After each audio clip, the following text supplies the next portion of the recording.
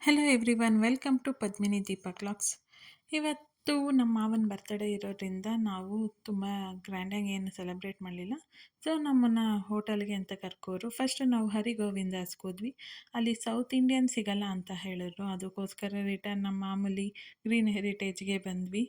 ಅಲ್ಲಿ ಬಂದು ಎಲ್ಲ ಥರನೂ ಸೂಪ್, ಫಸ್ಟು ಸ್ಟಾರ್ಟಿಂಗ್ ಸೂಪ್ನ ಆರ್ಡ್ರ್ ಮಾಡಿ, ಆಮೇಲೆ ಪನ್ನೀರ್ ಟಿಕ್ಕಾನ ಆರ್ಡ್ರ್ ಮಾಡಿದ್ವಿ, ಪಾನಿಪುರಿ ಮತ್ತು ಮಶ್ರೂಮ್ ಚಟ್ಪಟ ಮಸಾಲ ಮತ್ತು ಪಾವ್ ಭಾಜಿ ಇದೆಲ್ಲ ತಿಂದು ನಮ್ಮ ಮಾವ ಮಾತ್ರ ದೋಸೆ ಇಡ್ಲಿನ ತಗೊಂಡ್ರು. ಅವರು ಅದನ್ನು ಮುಗಿಸಿದಾಗ ನಾವು ಮೇನ್ ಕೋರ್ಸ್ಗೆ ಬಿರಿಯಾನಿ ಮತ್ತು ಫ್ರೈಡ್ ರೈಸ್ ತಗೊಂಡು ಸ್ಪ್ರಿಂಗ್ ರೋಲು ಆರ್ಡ್ರ್ ಮಾಡಿದ್ವಿ. ಸೊ ಎಲ್ಲ ಡಿಶಸ್ ಇಲ್ಲಿ ನಾರ್ಮಲಾಗಿ ತುಂಬ ಚೆನ್ನಾಗಿರುತ್ತೆ. ಆಮೇಲೆ ಡೆಸರ್ಟಿಂದ ನಾವು ಜ್ಯೂಸಿಂದ ಎಂಡ್ ಮಾಡಿದ್ವಿ.